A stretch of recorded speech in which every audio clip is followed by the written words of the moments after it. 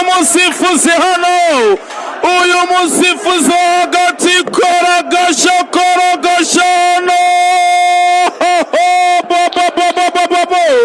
uwutaramana Shimimana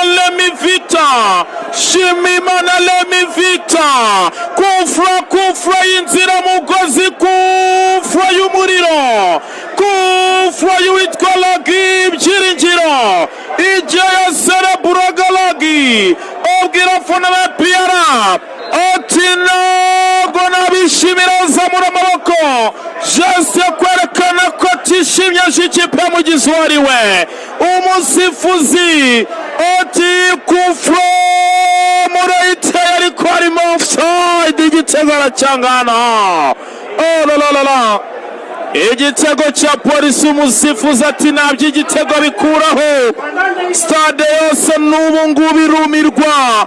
Ese habaye iki? Uwo ku ruhande cyabayemo offside, igitego baracyanga, iyo bayita kandanda. Ntabwo byumvikana hano, ntabwo byumvikana ibintu bibereye kuri Kigali Pele Stadium hano. Uwitwa Ragateye kufra yijyanamo, ariko umusifuzi wo ku ruhande, mbega umusifuzi hano ni umusifuzi yitwa Ishimwe Didier. Igitagara cyangwa abantu bose bifata ku myanya ndangakumirwa, ntabwo byumvikana.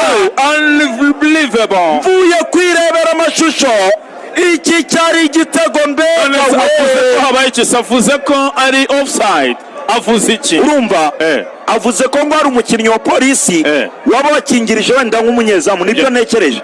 Ariko umukinnyi wa APR niwe mbonye ushobora no kuba yakoze no ku mupira, ariko na wa Polisi wari uri muri oruje pe. Iyi football y'inyarugenge cyane, football ibamo ibintu gusa ukavuga uti ibi ni unbelievable kabisa. nta sinzi kago tsi ibintu wabyizerute.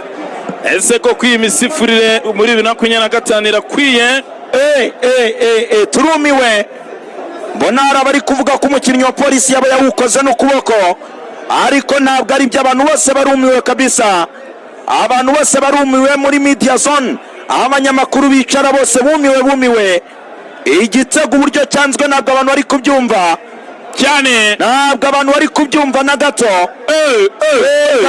Mbega ntabwo byumvikana. Yewe amaso yanjye byabonye, umva nkubwiye, yari clear goal. Ndebye ku mashusho njyewe ubwanjye, wovuye no kunagishishyo, uje no kureba amashusho.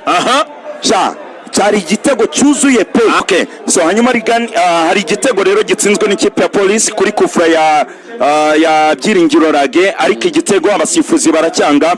Mbere na mbere abantu bose bari APR itsinzwe igitego baracyanze, umusifuzi arenganyije ikipe ya Polisi, arayibye. Bya bindi biba muri kandanda y'umupira w'amaguru hano mu Rwanda. Ese wowe ubibonye ute? Ubundi ibisobanutse nibi kuko igitego cyari cyo itegeko riroroshye cyane, nuko abantu badakurikira wenda bakabigenderamo mu kigare ngo kwiba. Yego, iriya bayita kufra indirect, ntabwo ari kufra direct. Ko cyari kufra indirect.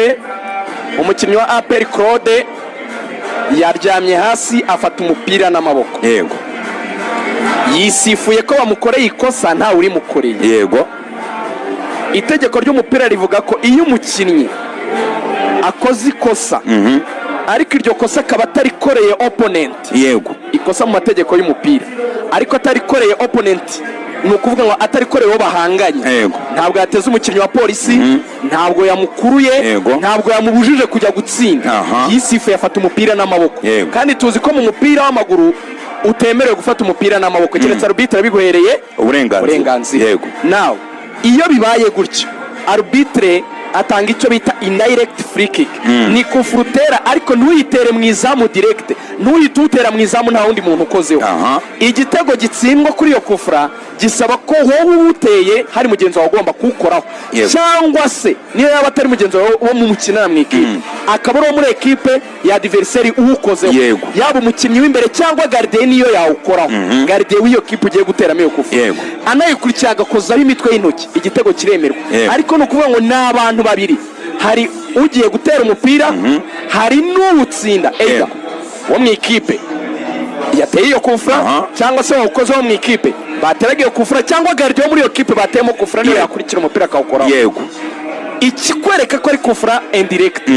Arbitre wo hagati mu kibuga. Yego. Iyo bagiye kwitera azamura ikiganza arakizamura hejuru.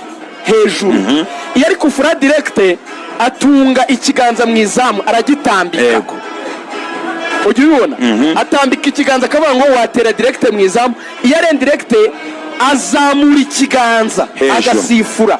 Ni ukuvuga ngo hayibwiriza ry'uko iri kosa ribaye ntabwo uhita utera umupira mu izamu.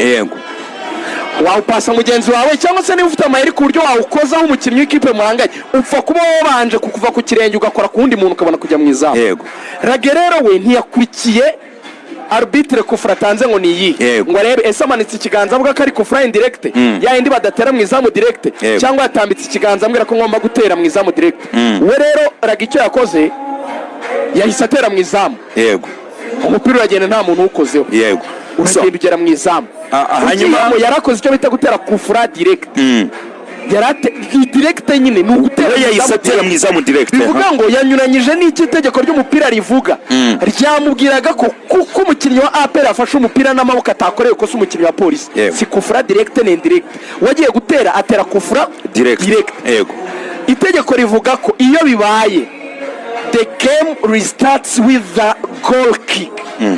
Bongera gutangira action yo gukina umupira uteretswe imbere y'izamu ryaterwagaho kufra. Nibyo rero umusifuzi yakoze yabo ku ruhande n'uwo hagati. So nuko ngo muri make ishimwe Didier wari uri ku ruhande wamanitse bwa patari igitego 100%. Ahubwo abantu batazi wenda iryo tegeko no bageze confusion. N'abasanzwe babizi bazi ibyo bita laws of the game. Nta hantu watanga kufura direct mu gihe umukinnyi wa adversaire wakoze ikosa cyangwa umukinnyi wa Peri Claude atakiniye nabo umukinnyi wa polisi. Kwisifura it's a foul. Kwisifura ugafata umupira n'amaboko it's a foul. Ariko nibitanga icyo bita direct free kick, bitanga icyo bita indirect free kick. So ndakeka rero mwamaze kumva ukuri. Ahangaha Didier ndetse na Victor mbahaye amanota 100% pe barantanze rwose. Narinzi ko ari bya bindi by'abasifuzi b'inyarugenge bakunda kubera amakipe nakita ngo n'amagugu. Amakipe y'abafana nta muntu wakirengagiza ko bakunda kuyabera pe. Ariko kuri inshuro ndemeye iyo abasifuzi bose bakoraga nka gutya. Ariko ni ubwa mbere mbonye umusifuzi yanga igitego yamara kucyanga